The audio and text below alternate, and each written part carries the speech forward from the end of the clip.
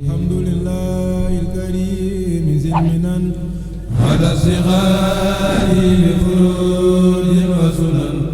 الحمد لله الكريم ذي المنن على الصغار بفروض وسنن. asalaamaaleykum wa rahmatullahi taala wa barakaatuhu. ñu ngi nuyu mbokk yi fu mën a nekk rek ci gox yi di leen ziyaare te di leen baalu àq ci bis bi ñu jóge muy bisu Iid gannaaw bu ñu wooree weeru yàlla ñaan suñu boroom nangu ko. di tàmbali rek ngir waajal bis bi nga xamante ne moo nekk suñ kanam ñuy bisu xaside yi ñuy def ci Paris at yu bari ñu di ko def. liggéey bi nag gannaaw dafa yaatu nag suñu mbokk taalibe yi sàkkuwoon ci ñun ñu waxtaan benn thème boo xam ne ci Touba lay jëm. ñu tuddeekoon ci français Touba une ville singulière. muy dëkk boo xamante ne dafa wuuteeg yeneen dëkk yi ba noppi am jago yoo xam ne jago boppam la. loolu mooy li caractérise singularité am. loolu nag li nga ciy déggee mooy li tax sax ñoom ñu jox ñu ko sax balaa ma tàmbali dañu xam ni samay travaux yëpp ci Touba laa ko def maîtrise ba doctorat nga xam ni lépp recherche yi ci Touba laa ko def. bi ci mujj nag mu jëmoon ci wàllu dëkk bi ni mu yàkkalikoo maanaam ni mu demee ba nekk li tubaab di wax métropole njëndee lu rëy nga xamante ne développement boobu noonu dafa mel ni pour nga gisaat ko ci yeneen dëkk yi lu jafe la ndax dëkk bi ni mu juddoo la. ndax ci cosaan dëkk yi nga xamoon ci dëkku Afrique yi nga xam ni dafa ñëw ci colonisation moo ko indaale.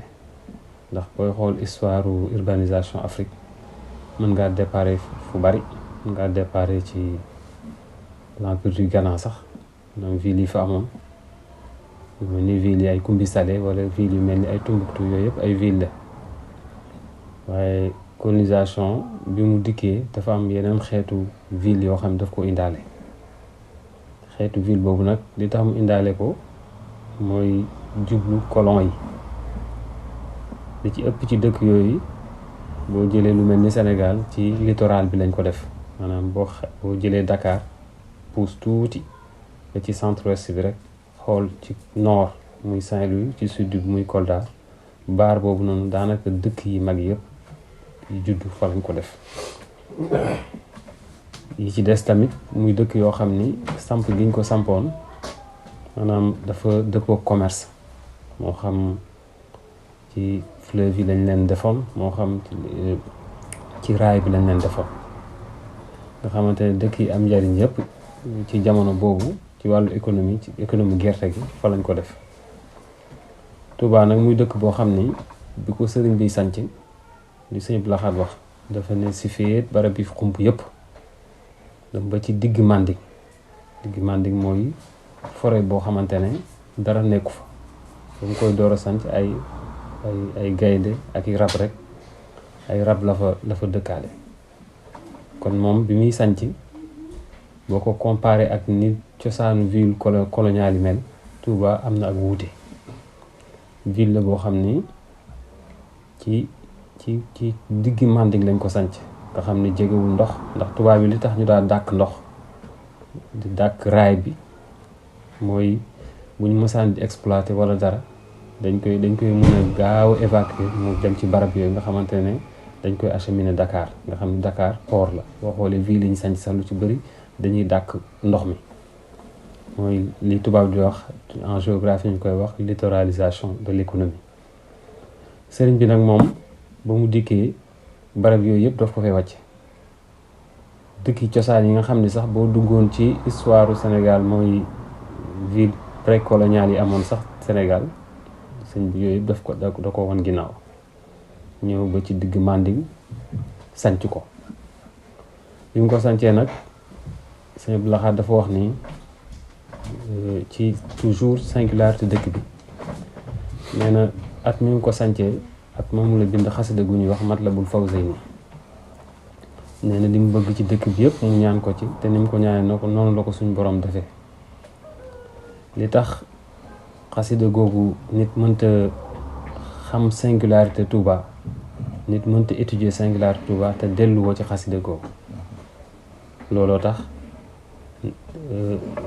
loolu moom mooy vision future bu Touba du nag niñ daan xamee dëkk nga xamante ne da nga koy inscrit ci benn plan cadastral nangam ak nangam déet moom sëñ bi procédé bi nga xamante ne moom la jël mooy ak ñaan ndax ku ne xam ne ni ñaan am doole gu mu am doole ak taxawaay bi nga xamante ne taxawaay na ko ci wàllu diine nga xam ni moom booy xool vision bi mu def ci Touba mooy da ko def sous forme de li tubaab bi wax sous forme de prière ñaan yàlla suñ borom li mu bëgg ci dëkk bi yëpp loolu nekk dëkk bi mu ko sancee it daana wax ni ca jamono yu jëkk ji seen blague wax na ko léegi wan ni ñaan gi nangu na ba mu ko nee na ba mu ko ñaanee la ko suñ borom defal te it li koy firndeel mooy sëñ bi dadaa wax ni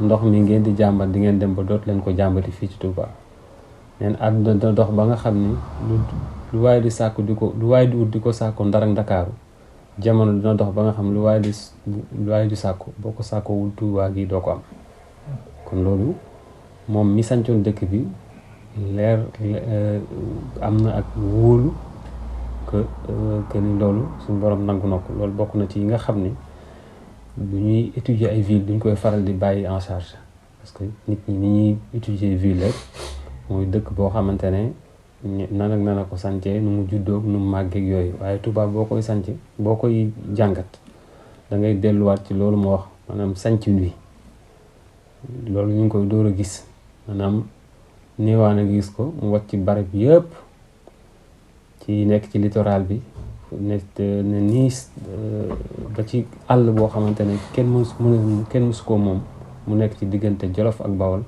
mu daal di koy dem sanc gorlu ko tuddee ko pàkk Touba tuddi gi mu ko tuddee Touba nag sëñ Abdou Lahad dafa ne da ko tuddee turandoom ba nekk ci àjjana kon vision boobu nga xamante ne sëñ bi am na ci mooy delloowaat ko turandoom ku ne xam ne ni turandoom yu nekk àjjana garab la goo xamante ne fu ci àjjana gépp fu fa waay nekk rek dina fa dugg maanaam dafa mel ni boo ko doon misaal ci digg àjjana la am na sax benn chercheuse boo xam ne defoon na benn thèse ci muhaasibi ci biir thèse boobu boo demee ci biir ma ngay expliquer garabu Touba maanaam ni mu juddoo dafa wax ni ca téere ba daal dina suñu borom moom moo ko defar ci loxo boppam sanc ko ci digg Touba sanc ko ci digg àjjana Touba nag boo xoolee ni mu bindoo ci Sénégal loolu bokk na ci li nga xam ne xëy na ay kéemaanam la mooy boo ko xoolee dafa mel ni lu nekk ci centre Sénégal digg Sénégal beneen bi ci des turandoom woowu nekk ci àjjana ab garab la te Touba ba ko sëñ bi di sanc wax nañ ci nettali bi mu ñëwee ba ci ab garab mooy garabu bépp dañoo wax ne daf ko ceinturé daal di ne lii mooy garabu texe voici l'arbre de la béatitude kon Touba ca njëlbeen ga garab la woon ku sëñ bi doon wër mu demee ba gis ko fàkk ko ci wet gi julli fa gorlu fa mu nekkoon kër bi mu nekkee kër nag sëñ bi natt ko ak yi ci aju yëpp buñ ci naree nekk di ko leeral day gudd waaye def na fa ay ñaan lu ci nettali bi ñuy def recherche yi sanc bi toll na ci juróom benn weer mu sancee ba noppi Touba ca njëlbeen nag ak kër la nga xam ni nii dëkk bi mel nga xam ne léegi 12000 hectares yi war na ko dépassé maanaam ci départ ba kër la woon boo mën ngaa wax sax ci départ ba garab la woon mu nekkaat kër dëkk ba di dox ba ci tawfeexu yàlla ak ñaan gu sëriñ bi nangul suñ borom nangul sëriñ bi dëkk ba dem ba mujj daanaka muy 2e ville du Sénégal. singularité am tamit bu ñu dikkaatee ci xasida Matlabul Fawzayni sëñ bi daf cee ñaan yoo xamante ne li mu bëgg suñ borom defal ko ci dëkk bi suñ borom defal ko. waaye Touba it ci biir ñaan googu suñ borom daf koo gis muy boo xoolee ñaan gi ci sëñ bi ñaan maanaam taxawaayam mooy dëkk la boo xam ni maanaam murit fu mu mën a nekk da koy identifié wu. maanaam da ngay gis dégg ñu ne Touba New York, Touba Mbul, Touba Kayar, Touba Hong Kong mooy imaginaire dëkk boobu nga xamante ne centre la dafa mel ni dafay transposé wu di law. te loolu nag mën nga koo gis ci li ñuy tudd en français mooy l'axe Moumendi des Mourides. ci wàllu googu nag Touba da ko nuróole lu mel ni Jérusalem wala Makka nga xamante ne ay points lañ yoo xam ni ay points de fixation lañ ci àdduna. loolu bokk ci li nga xam ni mooy ñaan gi suñ borom sëñ Touba ñaan suñ borom mu defal ko muy dëkk boo xamante ne lépp loo xamante ne xeeti xéewal la nekk ci àdduna suñ borom daf te jóge ci juróom-benni gox yi suñ borom wommatal ko fa. Touba it des koo gisee ni mu mel ni barab boo xam ne barab bu texe la, fonction de centre la am, waaye it Touba des koy nuróole turandoom wa ca àjjana muy barab bu texe.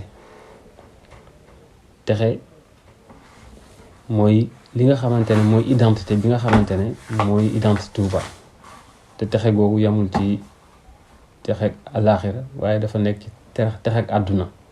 texe googu it mën na koo jàng ci dundin wi, nit ñi niñ fay dundee, ni ñuy jëflantee, la fay am, loolu lépp dimension texe bi daf koy encadré. kon dëkk la boo xamante ne borom bi mu koy imaginer au delà de tuddee gi mu ko tuddee Touba rek loolu symbole la ci dëkk bi ak texe la ci fànn yëpp. maanaam mbedd yi sax ak doxalin weeg sanc weeg loolu lépp day dellu ci dimension texe. kon bi mu nekkee centre dafa nekk dëkku texe. moo tax sëñ Touba bu muy ñaan dafa ne yow suñu borom maa ngi lay ñaan ci biir Matlabul Fawzayni na nga def sama dëkk bi mu nduróog turandoom ba ci àjjana. texe na ku nekk xam na ko mooy nekk ci bonheur, maanaam nekk ci félicité nga xamante ne li nga bëgg lépp danga ko am te doo sonn, da nga am mucc, da nga am dalu xel, da nga am wéru yaram. loolu lépp nag ci biir texe gi la nekk. muy dëkk boo xamante ne waaye texe googu sax moom mën nga koo jàngat ak jamono ji nga xamante ne ak fi Touba nekk. maanaam Touba fi mu nekk mooy ci jamonoy Bawol fa mu nekkoon loolu lépp dafa mel lu bekkooroon. te jamono yi sax boo demee Bawol da ngay xam ni Touba dafa mel dañ koo teg ci digg désert. xam dëkk bi noonu bindoo mën nga cee jàng dimension boobu. beneen bi ci des tamit mu ñaan suñ borom mu wax ni ñaan naa la nga def dëkk bi di Touba muy dëkku wërsëg, dëkku jàmm, fu dee fi dimbalee nit, ak dëkku jàppandi. loolu mooy li nga xam ni ñeent yooyu boo ko nattee dimension bonheur bi da ciy am. maanaam Touba nekk cité boo xam ni cité bonheur la nga xamante ne cité la dëkk la boo xamante ne fu dee fi làqoo la ngir mucc ci ay jamono. te loolu sëñ bi wax na ko, wax na nee na fu fépp doon tàkk Touba du tàkk. nee na te loolu sëñ Blaat gën na koo leeral ndax nee na sëñ Touba bi muy def ba muy nekk ci jàkkay Daaru Xuddoos bi di def l'i'tikaaf, Yonent bi salaam feeñu ko. Yonent bi daf ne ko barab bi aareesa na la ko ba àdduna di tukki aw ay du la fekk, waaye boo génnee dëkk bi rek gasee nañ la ak say noonu jamono. kon loolu wane ni dimension sécuritaire boobu noonu ak dimension de bonheur boobu noonu sëñ bi ñaan na ko ci dëkk bi. te boo jàngee Xasadul Fawzayni suñ borom sëñ bi defal na ko ci. moo tax mu ne maa ngi lay ñaan yow sama dëkk bi nga def ko dëkk boo xamante ne fu ñu aar la, nga xamante ne lépp luy ay xeetu yàq, luy yàq jikko, luy yàq yaram, wala luy sànq dundu nit suñu boroom aar ci dëkk bi. looloo tax sax mën nga cee jàngat action yi nga xamante ne xalif généraux yi fi jaar def nañ ko. ni ko dalee sëñ Modou Moustapha nga xamante ne bokk na ci protection boobu noonu mooy utal Touba titre foncier boobu du nit ñi dañoo jàpp ni rek sëñ bi dafay def démarche administrative rek moo tax mu ko titre foncier boobu noonu mooy 400 hectares yooyu sëñ Modou Moustapha amoon dafa dugg ci li nga xamante ne mooy aar dëkk bi. kon dimension préservation boobu ak dimension protection boobu noonu titre foncier bi da koy symboliser. évolution titre foncier boobu tamit dimension protection ak préservation boobu nga gis boo ñëwee ba ci jamonoy Sëñ Abdou Lahad mu tere fa yi nga xamante ne l'islam bëggu ko ak taalibe nangu ko mu daal ci gar bakkam ngir mu génn Touba. kon loolu yëpp ci dimension préservation sacralité dëkk bi ci la bokk. loolu tamit yokku titre foncier bi ba mu egg 30 000 hectares ba yeneen dëkk dugg ci tamit loolu ci dimension préservation boobu la bokk. ndax gannaaw dëkk bi day màgg te ay gan dañuy dikk li gën mooy ñu protéger sacralité bi. loolu tamit mën nga koo jàngat ba ci Baye Fall yi nga xamante ne ñoom la ñu jox sécurité bi yooyu yëpp ci dimension préservation bi nga xam ne lépp loo xam ne sëñ Touba moo taxoon mu gàddaay barab yu jëkk yi ñëw foofu ci Touba ba kenn bañ ko fay def. kon yooyu bokk na ci li nga xamante ne mooy singularité dëkk bi. mu nekk dëkk boo xam ne it dëkk bu sell la ak dëkk la boo xamante ne dëkk pàkk bu barkeel la. ndax Serigne Touba li tax mu nekk dëkk bu barkeel ak bu sell Serigne Touba ci boppam moo fa nekk. Sëñ Blaat nee na Serigne Touba def na fa juróom-ñaari at yoo xam ni dellu siwaat bu mu fa jógee dellu siwaatu fi booy bis bi ñu ko fay denc. kon dafa sëñ bi def ci ay at ku ne xam na ni Serigne Touba dimension bi mu taxaw lépp lu mu laal suñu borom barkeel ko lépp lu mu nekk barkeel ko. waxuma la ñaan yi mu def ci dëkk bi ñaan ci barab yi nga xamante ne Moustapha jaar bu ko waxul woon sax ñaan ko sax barab bépp bu mu nekk rek wala mu jaar fa rek barab boobu barab bu sacré la. ndax moom ci boppam moom la yàlla def muy jëmmi ku sacré. kon may ko dimension yoo xamante ne lépp lu mu laal mu nekk lu barke. kon cell googu nga xam ni Touba am na ko ak sacralité boobu nga am bokk na ci dimension yi nga xamante ne dimension Touba la. te loolu li ma wax léegi day dugg ci lii rek mooy aar gi ñuy aar sacralité bi ak sainteté boobu nga xam Touba am na ko. kon te loolu Sëñ Blaat gën na koo leeral dafa ne Sëñ Touba day suñ borom daf ne ko ñetti pàkk la defe naa ñetti pàkk la fulaal ci kaw suuf ñaari pàkk la fulaal ci kaw suuf Makka ak Madina seenu ñetteel Touba lay doon foo ma ko laaj ci dindi suuf yi ma defal la ko fa nee na mu xiir ko Sénégal mu laaj ko fa. kon loolu boo koy yéegal da nga koy yéegal ci dimension ni ngay gisee ville yooyu nga xamante ne mooy cité yu sacré yooyu yu mel ni Madina ak Makka. te loolu boo tàmbalee jàng tarjumaanu Matlabul Fawzayni rek da nga gis ni sëñ bi maam Ibrahima na mu ñaanee woon Makka te fekk mu nekk ci digg Manding noonu la sëñ bi ñaan yooyu ñoonu la jëlee tamit ubbee ko Touba ngir suñ borom defal ko ci muy barab bu barkeel. kon yooyu bokk na ci yi nga xamante ne mooy dimension yi nga xam ni mooy dimension yi tax Touba nekk ville boo xam ni ville bu singulière la. muy dëkk boo xam ni it boo ko xoolee ni ko sëñ bi ñaanee ci Matlabul Fawzayni da nga koy delloo ci li nga xamante ne mu ñuy wax la cité idéale. mooy cité boo xamante ne boo xoolee Ibn Farabi borom penseur yu mag yëpp développé nañ ci loo xamante ne moom la ñuy wax cité idéale. kon donc Touba boo ko doon étudier da nga koy dugal ci wet googu mooy cité bi nga xamante ne nit ki da nga koy rêver nga xamante ne doomu aadama dafay nekk mën faa am tex ak àdduna tex ak àllaaxira nga xamante ne félicité bi mu fay am du yem rek bopp àdduna waaye bopp àllaaxira la. kon cité la boo xam ne daal singularité am ci point yii nii mën nañ ko cee natt nga xamante ne point yu yaatu la mënees na koo développé ba am ci yeneen gis-gis yu gën a yaatu ci yoo xamante ne sax day dem ko modèle boo xamante ne modèle lu dëkk la ci sensu représentation bi ko sëñ Touba mi sanc dëkk bi def na ko bëgg na dëkk la boo xam ne Sëñ Blaat ci moom la ñu mën a sukkandikoo wala sëñ Saali wala ñeneen ak yeneen yi nga xamante ne ay source la. dëkk la boo xamante ne sëñ Abdou Lahad wax na ni nee na fu mu mës a nekk ci goxi suuf yi nee na àttani rek Touba lay dëkk ndax nee na njaareem gi lam fay yàgg nee na jumaa yi njaareem ji nee na mosu koo wooyee juma jàkk rek la ko mës a tuddee ndax bokk na ci saatu juma foofu fasawul dëkk doog fa def moo tax kenn mosu koo gis mu julli ci àjjuma àttani rek Touba lay dëkk fu mu mën a nekk ci kaw suuf fu dul Touba wuteelu ko gàddu naar yam nekkoon ci Mauritanie kon dëkk la boo xamante ne bëgg na ko bëgg boo xamante ne am na ci moom cofeel boo xamante ne way na ko jamono fu nekk sëñ bi li mu nekk diiru ci géej sax sëñ bi laat nee na moom yasi rujoxi li Touba maanaam rabbista ci pol du kamil maana way du la daa Touba allati bi ko fii ko tub naa ko bunyaana yooyu yëpp di feddali bëggeel ki mu bëgg Touba maanaam amoon yéene nee na li mu amoon yéene cat da ko ci topp mooy toog ci barabu Touba di fa jàngale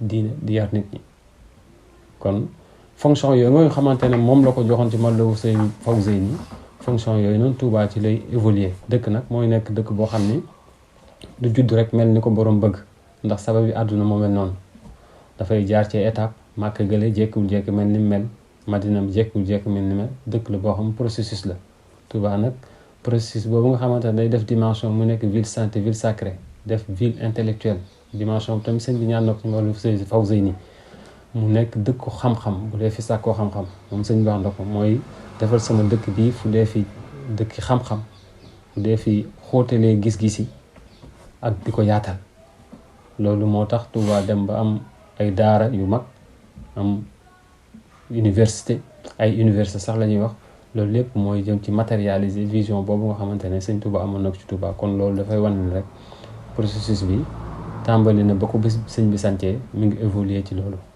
te li ci sëñ bi wax lépp ne ni mu ko ñaanee ci Matlabul Fawzayni sëñ bi laxal ne noonu la ko suñu borom defalee te sëñ Modou Moustapha dafa wax ne li ko sëñ Touba wax te gis tegugu ci bët moom la gën a wóolu li ko sëñ Touba mu teg ci bët kon mënees naa rafet njort ci dëkk boobu te xam ne na ko sëñ bi bëgg noonu fa la jëm incha allahu rabbi jërë ngeen jëf.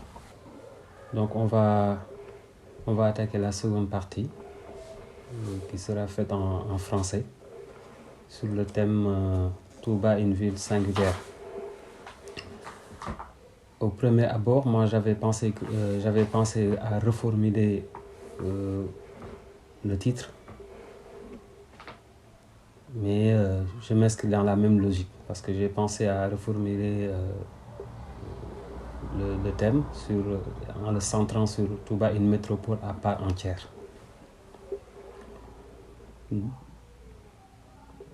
Parce que elle n'a plus le statut rural comme on le concevait antérieurement, parce que la ville vient d'être consacrée il y a 2 ans comme une commune entière, une commune très singulière qui rejoint le thème. Donc si on se base sur la définition de la métropole, en géographie, la définition de la métropole signifie la ville-mère qui exerce une autorité sur d'autres villes ou d'autres territoires. Donc une métropole selon Lévy, la métropole ne consiste pas seulement un ensemble urbain morpho-fonctionnel, donc capable de créer des flux économiques. La métropole symbolise aussi une place mythique, ce qui fait que Touba est une métropole mythique. Cette grille de lecture nous permet, dans un certain sens, de revisiter la dimension religieuse de Touba, mais aussi le déploiement de Touba sur son territoire. En effet, l'originalité de Touba, certes, réside sur son nom, qui signifie la félicité, mais aussi sur la dimension de son urbanisation basée sur la vision d'un homme, dont la référence est le poème Matlabul Fawzayni. Donc, à lire ce poème, Touba fait figure d'un projet dont le paradis serait en son origine. Donc la lecture du poème Matlabul Fawzayni est fondamentale pour comprendre l'identité de Touba, l'identité de l'agglomération. Parce que non seulement la construction de la ville, sa fondation, mais aussi son développement sont intimement liés au poème de Matlabul Fawzayni.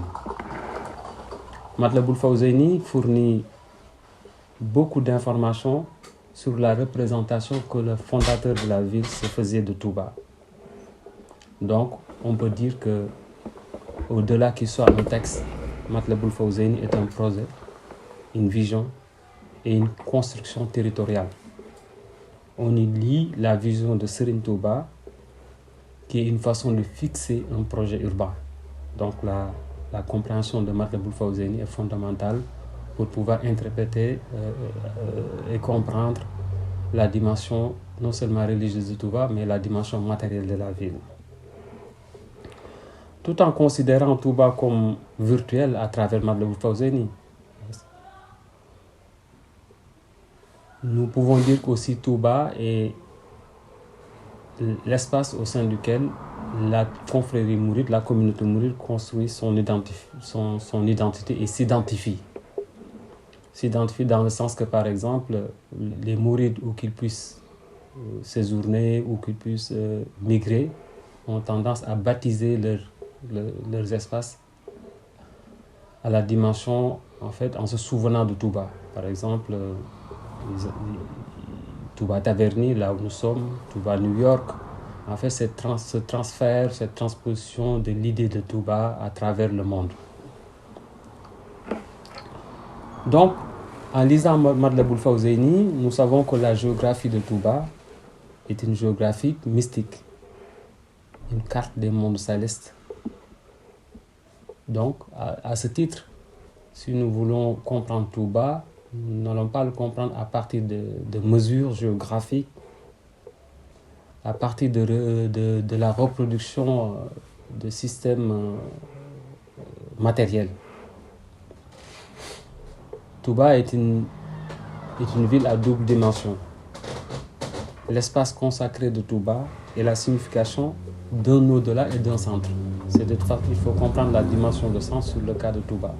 Donc, il y a une dimension essentielle. Et cette dimension de centre, on le retrouve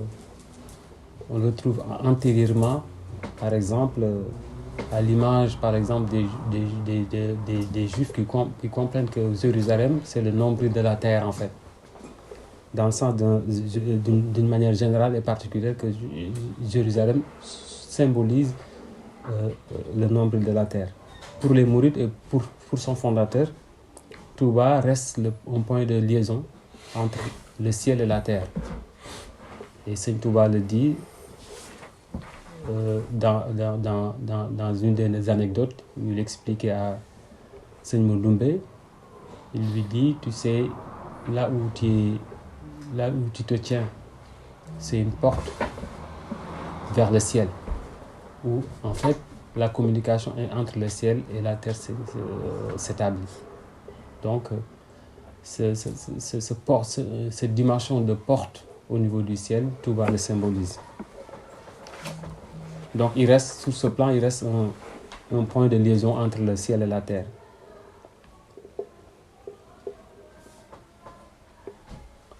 Dans un autre cadre, je ne vais pas insister sur beaucoup de dimensions que j'ai énumérées pendant mon exposé en Wolof. Je vais juste m'appesantir sur la dimension de centre, ou l'axe Moumendi des Mourides. Touba n'est pas vu par son fondateur uniquement comme une ville religieuse, comme toute autre ville. Mais elle est vue à l'image d'un centre. Ce que je disais tout à l'heure, à l'image du nombril de la terre, le point où se fait la jonction entre le ciel et la terre. Vu sur ce plan, Touba ressemble à Jérusalem, à la Mecque, qui sont autant d'autres centres dans une dimension mystique. Donc, à ce titre, nous pouvons citer le Béthil, la maison de Dieu pour les Hébreux, par exemple, l'Omphalos au niveau des Grecs, ou l'axe Moumendi des Roumains, ou l'axe de la route, qui sont autant de centres matérialisé par une montagne sacrée ou une colline ou un arbre. Donc Touba, à l'origine, c'était un arbre sacré.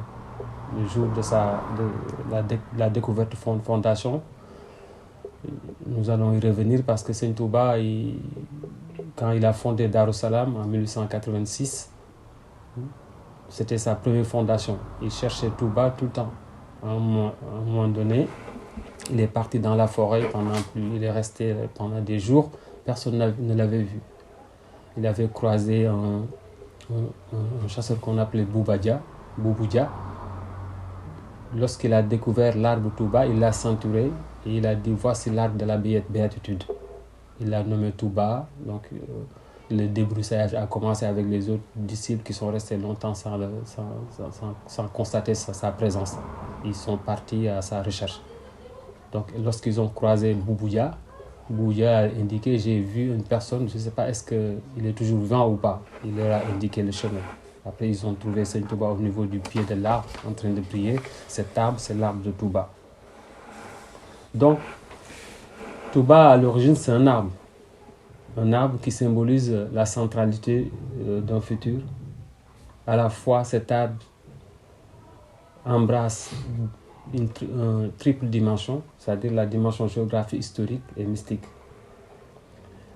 Donc la ville est construite, quand on lit le poème Matlabul Fawzayni, à l'image de la centralité de l'arbre du paradis. Le fait que Seigne Touba le baptise Touba n'est pas anodin. Il lui donne le nom d'un arbre qui se trouve au centre du paradis. Donc, si on réfléchit bien, cet arbre, Touba, symbolise un centre. Donc, la dimension de centre est très importante pour la compréhension de Touba. Donc, le symbolisme de l'arbre apparaît donc dans l'histoire, dans de multiples épiphanies, comme l'obsession étroitement liée à une vision archétypale de l'espace. Donc, la plupart, l'arbre joue une dimension centrale dans les traditions ou les coutumes ou dans la religion. Dans de nombreuses traditions, même religieuses, le sanctuaire est non seulement un édifice destiné au culte, mais aussi l'expression la plus visible d'un immense symbolique qui touche à la fois le sacré, la cosmologie et la vie sociale. Touba ne fait pas exception en fait. Touba touche non seulement l'aspect mystique, la dimension de vie sociale et la dimension sacrée.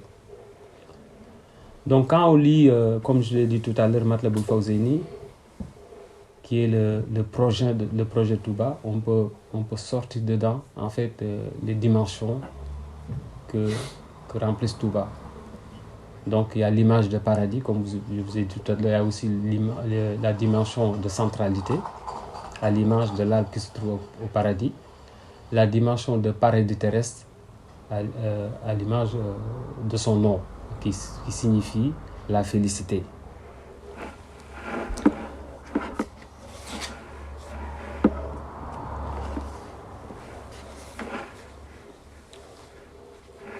Donc, cette dimension de paradis peut être aussi reliée au contexte du Baoul oriental marqué par des difficultés et la rareté de l'eau. Donc, la dimension de paradis de Touba, il ferait la figure idéale du bonheur, protégé de l'extérieur, rendu possible par l'abondance de l'eau, parce que Seigne Touba dans Matlabul Fawzayni, il demande à Allah subhanahu wa ta'ala d'accorder les gens de Touba de l'eau qui circule. On peut dire un fleuve, autre chose.